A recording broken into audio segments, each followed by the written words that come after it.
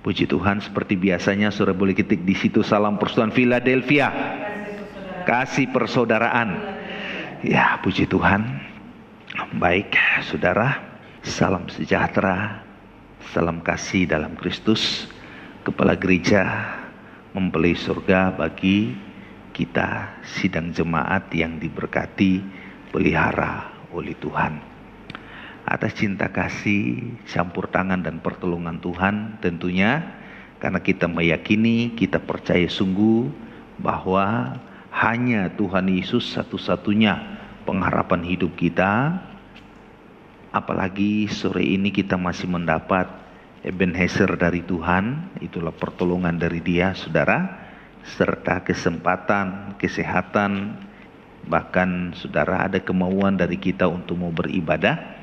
Saya meyakini semua ini adalah karena campur tangan kebaikan daripada Tuhan Yesus sebagai kepala.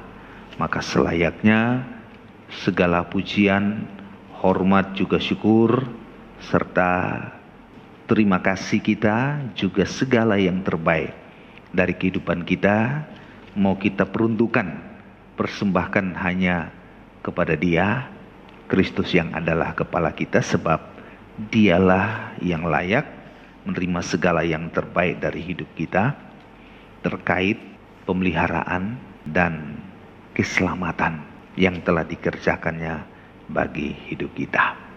Hanya Dialah satu-satunya penanggung jawab keselamatan hidup kita. Apalagi saudara di tengah situasi kondisi yang sangat memprihatinkan, sangat menegangkan. Apalagi kami di kota Jayapura, saudara, sudah kurang lebih 2 hari ini cukup tegang, ya sebenarnya dari hari Senin sudah cukup tegang, saudara. Tetapi puji Tuhan, kita di dalam Tuhan pasti tidak stres karena ada penghiburan dari Roh Kudus, haleluya. Saya meyakini itu terjadi di mana-mana. Tidak cukup kami di Jayapura, tapi saya meyakini yang di luar kota, di daerah, di tempat di mana saudara berada juga pasti COVID ini bikin kacau, simpang siur kehidupan. Haleluya. Tapi saya meyakini sampai hari ini Kristus kepala masih terus memelihara, menjaga, menolong kita semua karena Tuhan itu baik. Puji Tuhan. Semua karena Tuhan itu baik. Sama-sama Tuhan itu baik. Puji Tuhan. Yang tidak mengatakan berarti dia belum merasakan kebaikan Tuhan lewat nafas hidup, Dia selama ini tidak rasa, saudara. Tapi kalau yang mengatakan itu berarti dia mengakui, karena selama ini nafas hidup diberikan bukti kebaikan Allah atas hidup kita. Belum dihitung lain-lain, belum dihitung kesehatan, kekuatan, berkat-berkat lain banyak, saudara, puji Tuhan, haleluya. Kesehatan ini cukup penting, karena kalau kita sakit, tidak mungkin, saudara, kita bisa beraktivitas dan lain-lain. Contoh yang gampang, saya sejak siang tadi agak tegang-tegang leher, saudara, dan itu sangat mengganggu. Walaupun tidak terlalu menegangkan, tapi sangat mengganggu. Apalagi kalau sangat tegang, saudara, puji Tuhan. Itu sedikit contoh hal sepele, saudara. Itu sebabnya saya meyakini, saudara, tentu saya juga percaya saudara meyakini juga bahwa semua kita nikmati ini hanya karena Tuhan itu begitu baik atas hidup kita. Oke, puji Tuhan, saudara, saya masih kembali kepada kebenaran firman Tuhan mengenai kasih. Dan ini, saudara, sudah beberapa kali cukup panjang lebar, yang mana firman tidak terlalu ditekankan di dalam, saudara. Tetapi saya merasa bahwa cukup banyak berkat firman yang telah kita terima, dan itu telah menjadi berkat bagi kita. Puji Tuhan. Poin kita atau tema judul asli kita itulah kasih. Dan kalau kita bisa berbuat kasih, firman Tuhan mengatakan perlu kita sadar karena Allah telah lebih dahulu mengasihi atau berbuat kasih kepada kita. Kita mengasihi karena kita belajar mengasihi dari Allah. Kita mengasihi karena Allah telah mengasihi hidup kita. Ya, itu judul atau ayat awal mengatakan demikian. Atau mungkin jauh lebih bagus kalau kita baca saja, ya, langsung saja pada 1 Yohanes, suratan 1 Yohanes pasal 4 ayat 19, ya. Bagaimana kata firman Tuhan di sana?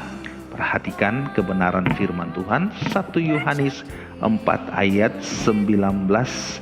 Ya, silakan. Kita mengasihi, ini penatua Yohanes berkata kepada jemaatnya bahwa kita mengasihi, terus karena Allah lebih dahulu mengasihi kita. Cukup sampai di situ. Kita mengasihi, langsung dijawab, karena Allah lebih dahulu mengasihi hidup kita. Jadi mengasihi tidak ada alasan, tidak ada tawaran, mutlak. Karena kita sudah dikasihi oleh Allah. Siapa yang tidak mengasihi, tidak mengenal Allah, tentu tidak lahir dari Allah. Itu berarti menuntut kita harus hidup di dalam kasih. Kalau hari kemarin Yudas mengatakan bahwa kita harus menyatukan hidup kita di dalam kasih. Atau ditambah lagi sudah surat Yudas, biar lebih jelas saudara, ya. Yudas pasal 1, ya, ayat 21, bagaimana kata firman? Silakan. Peliharalah dirimu, ya, demikian dalam kasih Allah, iya, terus sambil menantikan rahmat Tuhan kita Yesus Kristus, iya, untuk hidup yang kekal. Ya, jadi sementara kita menantikan kedatangan Tuhan untuk menjemput, membawa kehidupan kita kepada hidup yang kekal, maka durasi berjalan mulai dari sini sampai kepada kedatangan Tuhan, itu kita harus ada di dalam kasih. Alkitab berkata pelihara diri di dalam kasih. Berarti andai kata ini kasih, kita harus masuk menyatu dengan kasih itu sehingga kita terpelihara di dalam kasih. Satu kehidupan yang terpelihara di dalam kasih atau memelihara dirinya di dalam kasih adalah kehidupan yang lahir dari Allah, mengenal Allah, sehingga mutlak harus hidup saling mengasihi. Mau tidak mau, suka ataupun tidak, harus hidup saling mengasihi. Tentu kalau kita bicara kasih, ini panjang lebar, disimpulkan hanya 2. Kasih kepada Allah, kasih kepada sesama. Ini penting saudara. Apapun yang terjadi, kasih harus dipraktekkan dalam hidup kita. Tuhan Yesus ngomong sama Petrus setelah kebangkitannya, ya, puji Tuhan, yang baru saja kemarin perayaan kenaikannya atau kembalinya ke surga, saudara. Puji Tuhan, dia ngomong setelah bangkitnya itu. Dia bertanya sama Petrus, Petrus, apakah engkau mengasihi aku lebih dari mereka-mereka ini? Berarti kasih Petrus dengan yang lain harus lebih dari yang lain. Karena Tuhan Yesus berkata demikian.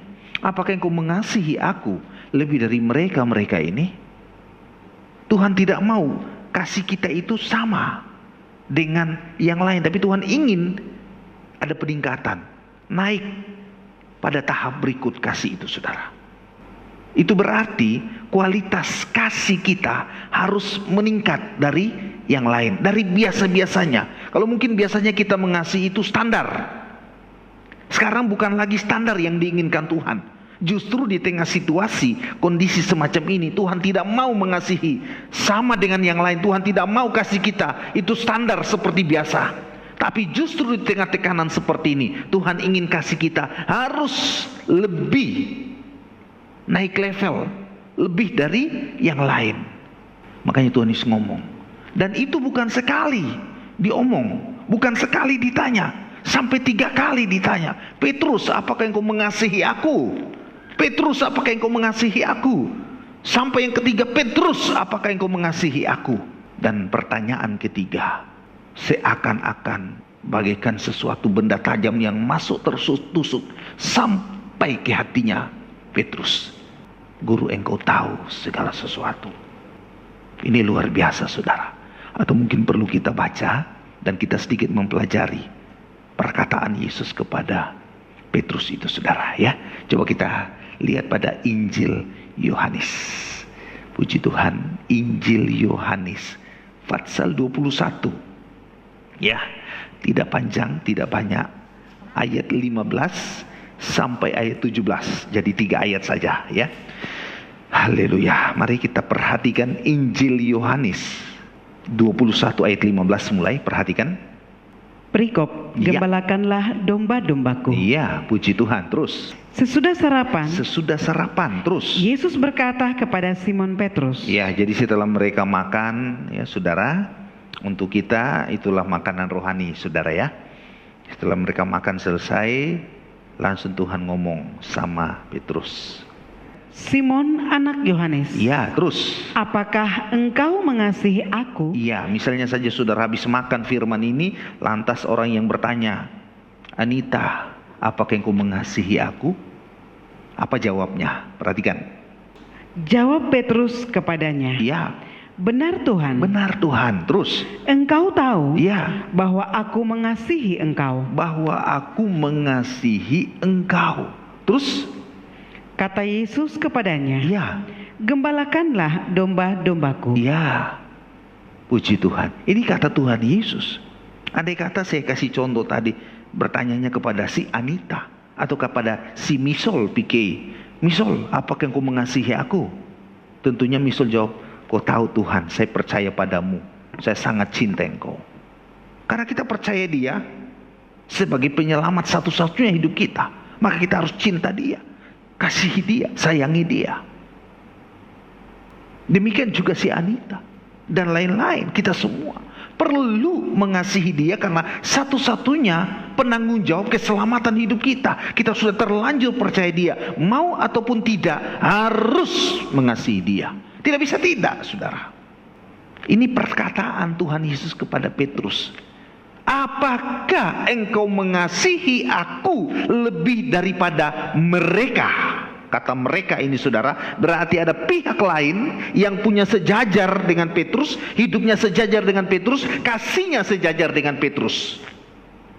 Tuhan tidak mau itu sejajar, tapi Tuhan mau Petrus kasihnya harus meningkat di atas mereka yang lain. Kalau di dalam terjemahan asli dari bahasa Yunani, kata mereka ini adalah menunjuk kepada perkara-perkara dunia, perkara-perkara daging yang fana. Itu dalam bahasa asli diterjemahkan seperti itu. Kalau dalam bahasa Indonesia ya mereka siapa? Saya tidak mengerti, saya tidak tahu mengapa ditaruh kata mereka, tapi saya periksa dalam terjemahan aslinya bahasa Yunani. Kata mereka itu menunjuk kepada perkara-perkara dunia yang fana, perkara-perkara daging yang sementara. Bisakah kita seperti itu, saudara? Mencintai, mengasihi Tuhan lebih dari semua yang ada, baik pun perkara dunia, baik pun perkara daging. Sebab dua ini hambatan besar untuk kita mengasihi Tuhan. Dua hal ini, perkara ini, saudara, dua perkara ini adalah penghalang besar untuk kita mencintai Tuhan dengan sepenuh hati kita. Puji Tuhan. Petrus jawab, engkau tahu Tuhan. Benar Tuhan, engkau tahu bahwa aku sangat, atau sekali lagi tolong dibaca ayat itu ya, 15. Sesudah sarapan, iya, Yesus berkata kepada Simon Petrus, iya, Simon anak Yohanes, terus, apakah engkau mengasihi aku? Iya, perhatikan, lebih daripada mereka ini? Iya, kata Yunani disebut tauton. Tauton itu artinya perkara-perkara dunia, barang-barang dunia yang sementara, termasuk keinginan daging yang semu itu, saudara. Sia-sia kalau kita mengasihi Tuhan tapi kita cinta juga perkara dunia, kita cinta juga perkara daging, saudara. Maka itu menjadi suatu kesia-siaan, sebab itu penghalang untuk kita cinta Tuhan sungguh-sungguh. Tidak heran banyak orang Kristen di gereja boleh menyanyi lagu rohani, tapi di luar gereja karena cintanya juga sama kepada dunia, maka suka menyanyi lagu dunia. Ini repot, saudara. Bisakah kita menjadi seperti Petrus, yang dikehendaki, yang diinginkan Tuhan agar kasihnya lebih meningkat, lebih naik satu level di atas yang lain, saudara. Itu berarti Tuhan mau mengasihi Tuhan lebih daripada perkara yang lain. Jangan ada tauton yang mendominasi semua di dalam hidup kita. Nanti Tuhan kita samakan dengan yang lain. Dijawabnya Petrus. Baca terus selanjutnya, perhatikan Petrus jawab bagaimana. Jawab Petrus kepadanya. Iya. Benar Tuhan. Benar Tuhan. Engkau tahu bahwa aku mengasihi engkau. Bahwa aku mengasihi engkau. Puji Tuhan. Ini kata Petrus. Jawaban Petrus. Benar Tuhan, engkau tahu bahwa aku mengasihi engkau. Petrus pun yakin bahwa Tuhan tahu bahwa dia mengasihi Tuhan. Lantas apa kata Yesus? Selanjutnya perhatikan. Kata Yesus kepadanya, iya, gembalakanlah domba-dombaku. Iya. Ini sebenarnya kalau kita periksa baik-baik, saya coba selidiki tadi, ternyata ayat 15 itu sangat berbeda dengan ayat 16 dan 17. Kalau disebut di sini, gembalakanlah domba-dombaku, itu di dalam terjemahan asli bahasa Yunani tidak disebut domba-dombaku. Coba tolong dibaca sekali lagi, biar lebih jelas. Perhatikan. Sesudah sarapan, Yesus berkata kepada Simon Petrus. Perhatikan ya, ikuti baik-baik. Terus Simon, anak Yohanes, perhatikan. Apakah engkau mengasihi aku lebih daripada mereka ini? Iya, tauton ya. Tauton itu berarti barang-barang yang fana, perkara dunia, perkara daging. Nah, ayat 15 dengan ayat 16-17 kata mereka, ayat 15 kata mereka itu masih digunakan, tauton itu digunakan. Tapi ayat 16, ayat 17 hilang kata tauton. Tapi bedanya ayat 15 kata domba-domba. Coba baca lagi selanjutnya, perhatikan. Jawab Petrus kepadanya. Perhatikan. Benar Tuhan, engkau tahu bahwa aku mengasihi engkau. Perhatikan. Kata Yesus kepadanya, gembalakanlah domba-dombaku. Nah, kata domba-dombaku itu di dalam bahasa Yunani disebut arniamou. Arniamou itu bukan domba-dombaku, tapi artinya anak dombaku. Itu dalam bahasa Yunani, saudara. Jadi pakai kata arniamou, artinya anak dombaku. Tuhan Yesus mengatakan pada Petrus, gembalakanlah anak dombaku. Kata anak berarti baru lahir. Saya pikir saudara bisa menangkapnya ya. Kalau kita terus pelajari satu ayat ini cukup panjang, saudara. Tapi saya pikir nanti di kesempatan berikut baru saya melanjutkannya ya. Nah, tadi saya sebut tadi di situ dalam bahasa Yunani tidak disebut domba-dombaku, tetapi disebut anak dombaku. Dia mempergunakan kata arniamou. Arniamou itu artinya anak dombaku. Gembalakanlah anak dombaku itu dalam bahasa asli. Bukan gembalakan domba-dombaku ayat 15 ini. Nanti sampai di ayat 16 dan 17 baru itu jelas pakai kata domba-dombaku. Jadi ada beda. Coba baca 16-17 lagi. Perhatikan. Kata Yesus pula kepadanya untuk kedua kalinya. Ya, terus. Simon, anak Yohanes. Iya. Apakah engkau mengasihi aku? Jawab Petrus kepadanya. Iya, terus. Benar Tuhan. Benar Tuhan. Engkau tahu bahwa aku mengasihi engkau. Bahwa aku mengasihi engkau. Perhatikan. Kata Yesus kepadanya. Iya. Gembalakanlah domba-dombaku. Nah, ini baru dipakai kata gembalakanlah domba-domba ayat 17. Kata Yesus kepadanya untuk ketiga kalinya. Iya, terus. Simon anak Yohanes. Iya. Apakah engkau mengasihi aku? Maka sedih hati Petrus karena Yesus berkata untuk ketiga kalinya. Iya, terus. Apakah engkau mengasihi aku? Iya, terus. Dan ia berkata kepadanya. Iya. Tuhan, engkau tahu segala sesuatu. Terus. Engkau tahu bahwa aku mengasihi engkau. Iya, terus. Lanjut. Kata Yesus kepadanya. Iya. Gembalakanlah domba-dombaku. Nah, itu baru dipakai kata probatamou. Probatamou itu artinya domba-dombaku. Lain di atas tadi, ayat 15 arniamou itu anak dombaku. Jangan salah ya, terjemahan kita ini sangat banyak kekurangan. Tapi saya tidak tahu bagaimana caranya mereka bisa masukkan. Ya, itu bukan urusan kita. Yang intinya kita perlu selidiki, saudara ya. Jadi mengasihi Tuhan tidak hanya di mulut. 3 kali bagaikan Tuhan Yesus ingin kita mengasihi Dia dalam tubuh, dalam jiwa, dalam roh. Berarti mengasihi Allah lewat tubuh kita, mengasihi Allah lewat jiwa kita, mengasihi Allah sampai kepada roh kita. Benar-benar dituntut oleh Tuhan kita mengasihi Dia, baik tubuh, jiwa, roh. Kasih kepada Tuhan harus permanen dalam tubuh, jiwa, roh kita, agar tidak ada satupun bagian dari hidup kita yang tidak mengasihi Tuhan. Karena manusia kan terdiri dari 3 bagian toh, tubuh, jiwa, dan roh. Jadi 3-3 ini harus melekat kasih kepada Allah. Itu yang ditanyakan kepada Petrus 3 kali. Yesus ngomong tercetus keluar dari mulut Yesus. Kata 3 kali ini juga menyangkut berkaitan erat dengan Tritunggal Allah. Bagaikan Allah Bapa bertanya, Anak Allah bertanya, Roh Kudus bertanya. Dan yang ketiga itu terlalu sensitif, saudara. Sampai-sampai Petrus hatinya tersentuh. Oke, saudara. Jadi saya pikir mutlak harus mengasihi Tuhan. Dan Tuhan mengatakan kepada Petrus, gembalakanlah anak dombaku, gembalakanlah domba-dombaku. Ini penting, saudara. So, kalau domba ini tidak digembalakan, maka domba itu terlalu gampang untuk tersesat dan diterkam oleh binatang buas. Domba itu binatang yang tipenya adalah binatang yang sangat lemah.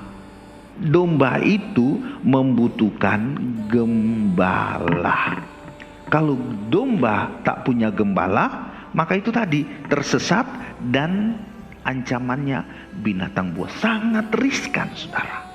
Makanya di dalam Yohanes pasal 10, coba kita kembali ya. Lagi-lagi Yohanes, saudara, pasal 10 ya. Tadi kita buka surat Yohanes, sudah beberapa waktu ini kelihatannya Yohanes saja, saudara. Ya, mengapa ini? Semua ditulis dalam baik pun Injil Yohanes, baik pun surat Yohanes ya. Jadi kelihatannya Rasul Yohanes ini memang betul-betul ya mau cari nama kelihatannya ya. Haleluya, puji Tuhan. Tapi sesungguhnya tidak. Kenapa selalu di surat Yohanes, Injil Yohanes? Karena surat Yohanes, Injil Yohanes, Yohanes itu adalah rasul kasih. Seperti sebagaimana saya sampaikan kemarin, kenapa dia rasul kasih? Dari 12 murid, saya ulangi lagi, dari 12 murid itu hanya murid yang namanya Yohanes yang bisa sandarkan kepalanya di dada Yesus, yang bercantang kasih, saudara. Makanya surat Yohanes itu berbicara tentang surat kasih. Haleluya. Oke, kita tinggalkan dulu Yohanes 10. Puji Tuhan. Ayat 16 langsung perhatikan, Yohanes pasal 10 ayat 16. Ada lagi padaku Ya, domba-domba lain ada lagi padaku domba-domba lain. Terus yang bukan dari kandang ini. nah, berarti ada domba yang di dalam kandang, tapi ada domba lain yang di luar kandang. Terus Domba-domba itu iya, harus kutuntun juga. perhatikan, harus kutuntun juga, sabar. Domba-domba itu yang mana ya? Yang di luar kandang itu harus kutuntun juga masuk ke dalam kandang. Tapi domba yang dituntun masuk ke dalam kandang ini ada tuntutannya loh. Apa tuntutannya? Baca, selesaikan, perhatikan. Domba-domba itu, perhatikan. Domba-domba itu iya, harus kutuntun juga. Terus? Dan mereka akan mendengarkan suaraku. Nah, ini tuntutannya. Domba yang dari luar kandang itu masuk ke dalam kandang. Kalau dituntun masuk ke dalam, maka kriteria domba itu ya, tuntutannya kepada dia yang di luar kandang dibawa masuk ke dalam kandang ini harus dengarkan suara gembala. Karena saya meyakini bahwa yang di dalam kandang itu semua dengar suara gembala. Maka tentu yang masuk ini juga harus dengar suara gembala. Tadi Tuhan Yesus mengatakan kepada Petrus, apa yang kau mengasihi aku? Mengasihi engkau, kata Petrus. Sampai 3 kali. Tuhan Yesus mengatakan, gembalakanlah domba-dombaku atau anak dombaku yang semula. Petrus mau menggembalakan. Tuhan ingin Petrus jadi gembala, saudara. Tapi yang jadi masalah, begitu menggembalakan, begitu digembalakan ini domba-domba, apakah domba-domba ini mau mendengarkan suara gembala atau tidak? Nah, ini yang jadi masalah, saudara. Sebanyak kali domba-domba itu juga ketika sudah digembalakan mau jadi gembala, mau ngatur gembalanya. Waktu belum digembalakan, ya dia tidak pusing mau jadi gembala. Tapi begitu sudah digembalakan, dia mau jadi gembala juga. Bagaimana dengan kita, saudara? Tuhan Yesus mengatakan, ada domba lain. Coba tolong saya lagi, ayat 16 itu. Ayat 16. Ada lagi padaku domba-domba lain. Ada lagi padaku domba-domba lain, terus? Yang bukan dari kandang ini. Yang bukan dari kandang ini. Berarti di luar kandang, saudara. Entah dari kandang mana, tidak tahulah, saudara. Banyak kandang hari-hari ini. Tapi yang jelas Tuhan Yesus mengatakan di sini di luar kandang. Domba di luar kandang bukan dari kandang ini hanya 2 kemungkinan. Satu, belum bawa masuk ke dalam kandang karena belum diselamatkan. Siapa mereka? Bangsa kafir. Kita ini yang belum diselamatkan, mau diselamatkan oleh Dia gembala yang baik yang menyerahkan nyawanya. Itu pertama. Yang kedua, mungkin sudah dibawa masuk ke dalam kandang tapi keluar lagi dari kandang. Kalau sampai domba yang sudah di dalam kandang keluar dari kandang ini nanti menjadi domba sesat. Sebab domba itu sangat-sangat tidak berdaya kalau tidak ada gembala. Domba itu bisa masuk ke dalam kandang karena dia mendengar suara gembala. Dia tahu itu gembalanya. Dan gembala itu suaranya tidak bisa ditiru-tiru, saudara. Kalau suaranya begitu ya tetap begitu. Dan domba itu pasti kenal, oh ini gembala saya. Mau dirubah putar suara model apapun, saudara, tetap dia tahu ini gembala saya. Suatu kali, saudara, ada seorang tua juga gembala, ya. Nah, jadi orang tua ini dia pulang dari, ya pokok dia ada urusan di luar, ya. Jadi sudah pulang, dalam perjalanan pulang dia telepon, ya, sopirnya sudah dekat rumah, terus ya dia telepon orang tua ini, opa ini telepon. Masuk ke rumah, telepon ke rumah untuk mau suruh buka pintu pagar. Jadi dia seringkali orang tua ini telepon selalu cucunya yang ngambil. Jadi begitu dia telepon, ya, begitu dia telepon, cucunya ambil, langsung dia rubah suaranya. Yang tadinya suara asli dipakai suara seperti anak kecil gitu. Halo, apa begitu, saudara? Langsung cucunya bilang begini, ini opa ya, buka pintu pagar ya. Bayangkan, saudara, suaranya opanya tidak dilupakan. Mau dibuat apapun suaranya sama. Tetap tahu cucunya ini suara opa. Buka pintu pagar. Opanya seorang gembala, saudara. Itu kisah nyata sampai hari ini masih ada orangnya. Puji Tuhan. Jadi namanya gembala tidak bisa dirubah suaranya. Domba itu kenal suara gembalanya. Kalau ada suara asing, dombanya tidak akan nurut ke sana. Tapi dia hanya kembali kepada suara gembala yang asli. Dan suara gembala tidak bisa dirubah-rubah, tidak bisa dipalsukan, saudara. Puji Tuhan. Ya, sampai di mana ini? Masih dibaca ya? Tadi ayat berapa? Coba.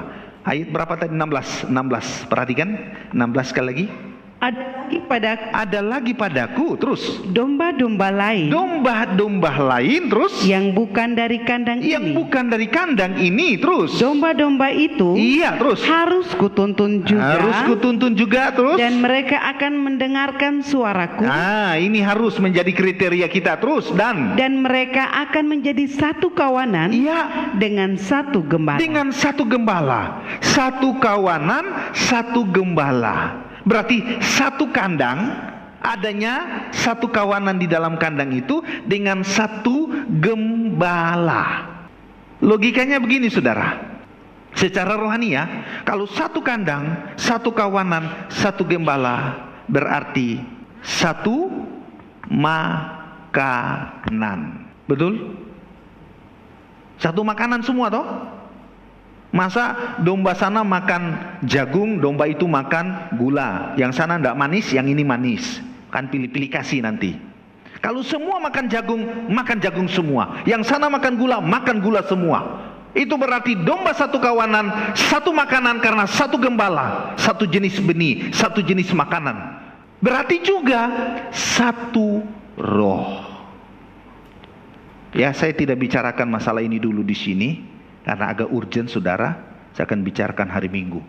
Satu makanan, satu roh, karena satu gembala, satu kawanan. Tapi otomatis kita harus sadar bahwa kita butuh gembala dan kita harus punya gembala. Kita kenal suara gembala kita, karena dia menggembalakan hidup kita. Tuhan Yesus ngomong kepada Petrus tadi, gembalakanlah domba-dombaku atau anak dombaku.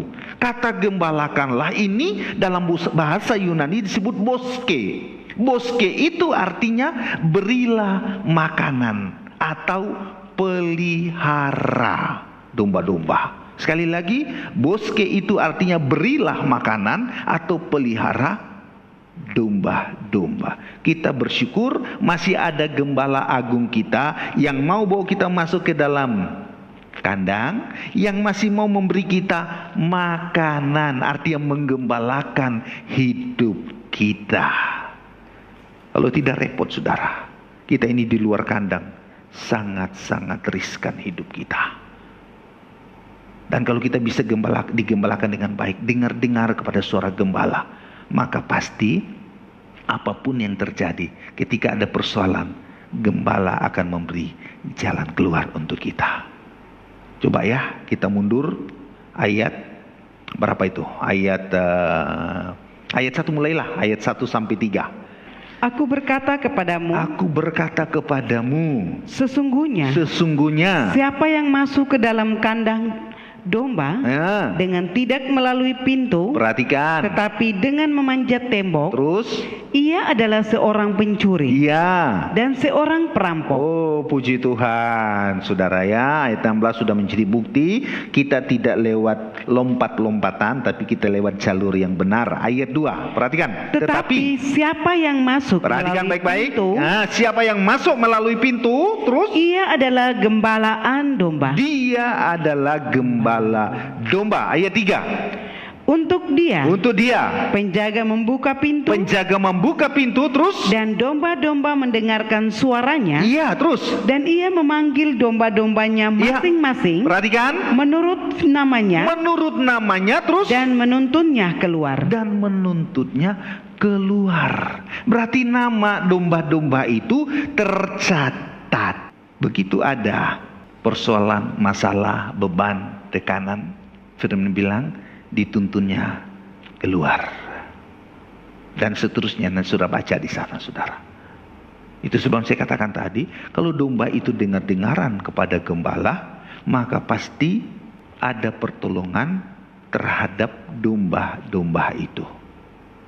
Siapa yang memberi pertolongan? Tentu gembala agung kita, gembala yang baik, yang memberi pertolongan. Bersyukur, berterima kasih kepada Tuhan, agar kita dipelihara oleh dia. So, kalau tidak, kita ini domba sesat. Sudah tahu domba sesat itu adalah domba yang tidak dengar-dengaran kepada suara gembala. Mungkin masih bisa tergembala, mungkin masih aktif ibadah, masih aktif beribadah, masih aktif berkorban, melayani dan segala macam, saudara. Tapi ketika tidak dengar-dengaran kepada suara gembala, saudara, di saat itulah kita menjadi domba sesat. Karena kita tidak lagi mau diatur oleh gembala. Tapi kalau domba itu dengar-dengaran, itulah yang disebut domba tuntunan gembala. Ketika ada persoalan, gembala tuntun kepada jalan keluar. Ketika dia kelaparan, ada makanan. Karena dia digembalakan, saudara. Berterima kasih kepada Tuhan. Terutama saya, karena masih digembalakan oleh dia. Gembala yang baik. Pada Yohanes 10 ini, dia menampilkan diri, ada 2 kata, akulah gembala. Nah, sudah baca di sini ya. Saya tidak perjelas di sini, minggu saya akan perjelas dalam jemaat. Tapi yang intinya, kita perlu digembalakan. Siapa yang menjadi gembala kita? Kalau bukan dia, hanya dia. Dan ini bukan baru pada perjanjian baru ini, pada Injil Yohanes disampaikan. Sudah sejak perjanjian lama. Allah sudah menyatakan bahwa akulah Allahmu, gembalamu, kamulah domba-dombaku. Bersyukur kepada Tuhan. Untuk apa kita dijadikan sebagai domba? Untuk apa kita dituntun masuk ke dalam kandang? Agar kita dipelihara, kita diselamatkan oleh dia. Ada penyelamatan, ada pemeliharaan atas hidup kita. Karena dia satu-satunya. Dan dia yang mengerjakan itu untuk kita, saudara. Coba kita buktikan lagi ya di dalam Yehezkel 34. Yehezkel 34 ya, sedikit waktu lagi saudara. Kita baca ayat 31, ayat terakhirnya dulu ya. Kamu adalah domba-dombaku. Ya, ini jelas saudara. Kamu adalah domba-dombaku. Itu berarti Allah menempatkan pribadinya sebagai gembala. Lebih jelas baca lagi ayat 31.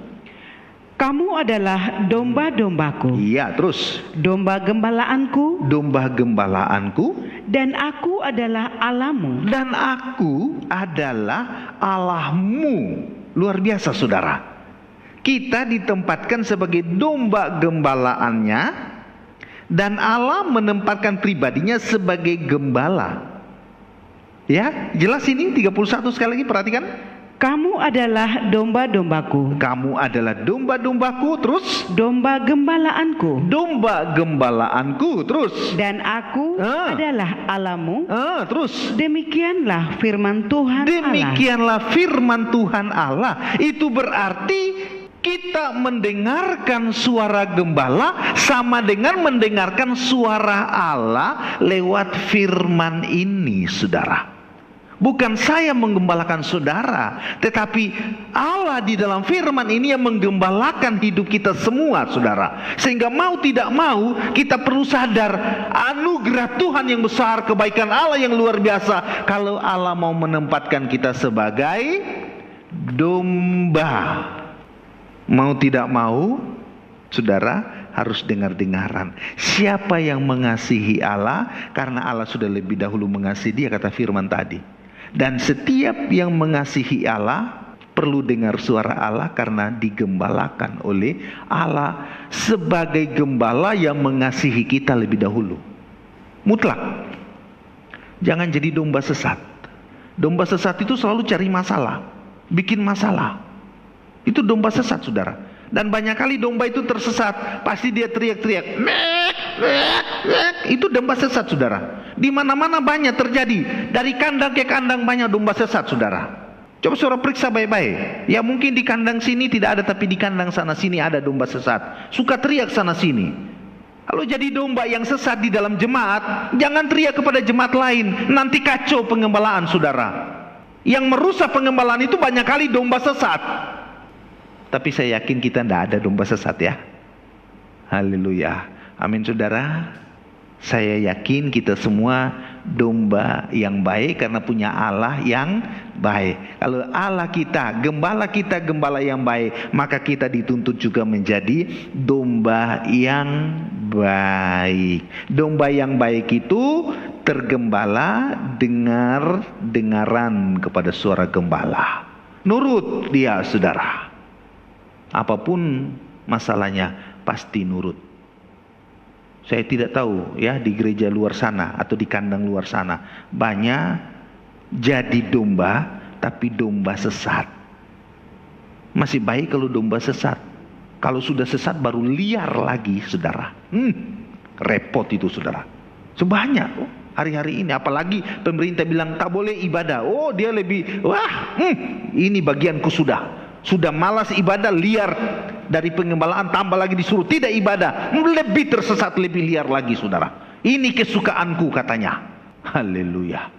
Tapi saya yakin di sini tidak ada. Puji Tuhan. Pertanyaannya, apakah engkau mengasihi aku lebih dari semua ini? Saudara jawab sendiri. Tadi sudah saya kasih contoh kan. Misal, apakah engkau mengasihi aku lebih dari semua ini? Anita, apakah engkau mengasihi aku lebih dari segala ini? Saudara jawab sendiri. Jangan sampai kita kelihatannya domba di gereja, tetapi sesungguhnya kita sudah tersesat karena tidak lagi dengar-dengaran kepada suara gembala. Repot kalau domba macam ini. Banyak kali kehancuran itu bukan dari luar, tapi dari dalam. Mungkin saudara tidak mengalami, tapi saya sebagai gembala yang dipercayakan Tuhan, saya mengalami banyak hal dari hal-hal semacam ini, saudara. Puji Tuhan, ya. Ayat 15 kita tambah. Ayat 15 dari Yeskel 34 tadi. Ayat 15. Perhatikan ya. Ayat 15 bagaimana kata firman Tuhan. Silakan. Aku sendiri akan menggembalakan domba-dombaku. Aku sendiri akan menggembalakan domba-dombaku. Sekali lagi ayat 15, perhatikan. Aku sendiri akan menggembalakan domba-dombaku. Iya, terus. Dan aku akan membiarkan mereka berbaring. Iya. Demikianlah firman Tuhan Allah. Di mana domba tempat berbaring? Di dalam kandang, saudara. Berarti Tuhan ingin ketika kita digembalakan, ada saatnya kita tenang dalam penggembalaan. Ya, kita tambah lagi ayat 17. Ayat 17. Dan hai kamu domba-dombaku. Nah, 17 kali. Dan hai kamu. Dan hai kamu. Iya. Domba-dombaku. Iya, terus. Beginilah firman Tuhan dari Allah. 16 kita naik 16. Yang hilang? Yang hilang akan kucari. Akan kucari, terus. Yang tersesat akan kubawa pulang. Iya, terus. Yang luka akan kubalut. Iya. Yang sakit akan kukuatkan. Iya, terus. Serta yang gemuk dan yang kuat akan kulindungi. Terus aku akan menggembalakan mereka sebagaimana seharusnya. Iya, itu sabar dulu, lanjut ayat 17. Dan hai kamu domba-dombaku. Dan hai kamu domba-dombaku, perhatikan. Beginilah firman Tuhan Allah. Ini domba-dombanya Tuhan loh, saudara. Dia mengatakan, hai kamu domba-dombaku, beginilah firman Tuhan Allah. Perhatikan, sungguh. Iya. Aku akan menjadi hakim. Aku akan menjadi hakim, terus. Di antara domba dengan domba. Antara domba dengan domba, berarti domba dengan domba dalam satu kandang bisa saja ada gesekan, bisa saja ada persoalan, bisa saja ada masalah, bisa saja saling marah. Tapi perlu ingat, saudara, ada hakim kita. Ya. Jadi kalau domba-domba yang seringkali buat masalah dalam pengembalaan, warning bagimu. Satu waktu saudara dibawa kepada pengadilan, ada hakimnya. Jangan jadi domba sesat di dalam penggembalaan. Lebih baik jadi domba yang dengar-dengaran, yang tergembala dengan baik, agar tidak dihakimi. Sekali lagi, ayat 17. Perhatikan. Dan hai kamu domba-dombaku. Iya. Beginilah firman Tuhan Allah. Iya. Sungguh, aku akan menjadi hakim di antara domba dengan domba. Terus perhatikan. Dan di antara domba jantan dan kambing jantan. Lah, ada juga kambing, saudara. Tidak hanya domba dalam jemaat itu, ada kambing juga yang menyelusup masuk ke dalam. Domba tak punya tanduk, tapi kambing punya tanduk, saudara. Oke, kita tinggalkan ayat 18 langsung. Apakah belum cukup bagimu? Terus, bahwa kamu menghabiskan padang rumput yang baik? Oh, makan semua padang rumput yang baik, saudara. Dia hantam habis itu domba-domba. Terus, mesti pulahkah kamu injak-injak padang rumput yang lain-lain dengan kakimu? Nah, sudah makan yang baik habis, yang lain-lain itu diinjak-injak dengan kaki. Wah, ini domba apa ini, saudara? Orang Jawa bilang domba opo iki. Haleluya. Sudah makan yang mantap punya, yang lain-lain diinjak dengan kaki, saudara. Ini luar biasa domba modern ini, saudara. Saya harap tidak ada yang seperti itu, saudara. Sebanyak yang menikmati firman, ngomong firmannya bagus, tapi di belakang-belakang, apa firman itu? Ngomongnya di belakang-belakang, saudara. Haleluya. Tapi di sini tidak ada. Sekali lagi 18. Apakah belum cukup bagimu? Iya, terus. Bahwa kamu menghabiskan padang rumput yang baik? Mesti pulahkah kamu injak-injak padang rumput yang lain-lain dengan kakimu? Terus. Belum cukup bahwa kamu minum air yang jernih? Iya. Meski pulahkah yang tinggal itu kamu kerukan dengan kakimu? Nah, minum air yang jernih, habis itu yang sisanya tinggal itu dipakai kaki, kasih kotor, keru-keru. Terus. Apakah domba-dombaku seharusnya? Cukup dulu sudah sampai di situ. Haleluya. Jelas ini, saudara ya. Padang rumput itu pengajaran firman yang berlimpah, berkualitas. Air yang jernih itu pengajaran firman yang murni.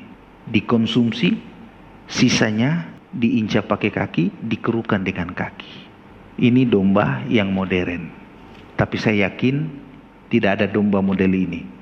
Kalau domba itu tersesat nanti seperti ini. Habis menikmati firman, firman yang dinikmati tidak dihargai. Diabaikan, disepelekan, diinjak-injak. Artinya tidak dihargai. Juga begitu, Air juga bercantum dengan Roh Kudus, saudara. Pengajaran yang murni dalam kekuatan Roh Kudus disampaikan, habis dinikmati, setelah didengar, pulangnya tetap tidak dihargai. Malah diomong-omong lagi. Apa itu pengajaran murni? Tidak ada harga, saudara.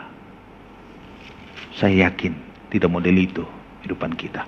Perlu kita sadar, kemurahan Allah kita bisa digembalakan. Ya, untuk jemaat di sini perlu sadar, kemurahan Allah kita bisa digembalakan. Yang menggembalakan kita semua termasuk saya itulah Allah yang kita percaya, yang menjadi gembala yang baik di dalam Yesus Kristus, menuntun kita masuk di dalam kandang. Berarti kita telah diselamatkan, masuk di dalam tempat penggembalaan. Mau tidak mau, harus dengar-dengaran kepada suara gembala. Puji Tuhan, saudara. Haleluya. Bagaimana dengan saudara? Dan bagaimana dengan firman yang saudara terima? Apakah ada berkat? Apakah saudara bisa memahami dan sama-sama kita bisa praktekkan, saudara? Hendaklah kita terimplikasi dari firman ini, saudara, untuk kita terapkan dalam hidup kita setiap saat, agar kita bisa menempatkan diri kita sebagai domba-domba yang baik, digembalakan oleh Dia, gembala yang baik. Kalau tidak, kita tersesat. Pertanyaannya, kenapa domba itu bisa sesat? Belum nanti ke bawah lagi ini, saudara. Tuhan izinkan saya lanjut pada waktu berikut, tetapi untuk sore ini, saudara, mengasihi Tuhan karena Dia lebih dahulu mengasihi kita. Siapa kita? Siapa Dia? Dia Allah, menjadi gembala yang baik yang telah menyelamatkan kita, menjadi domba yang harus dengar-dengaran karena telah diselamatkan oleh gembala yang baik. Puji Tuhan. Oke, saudara, Tuhan izinkan kita ketemu waktu berikutnya ya. Tuhan memberkati kita semua.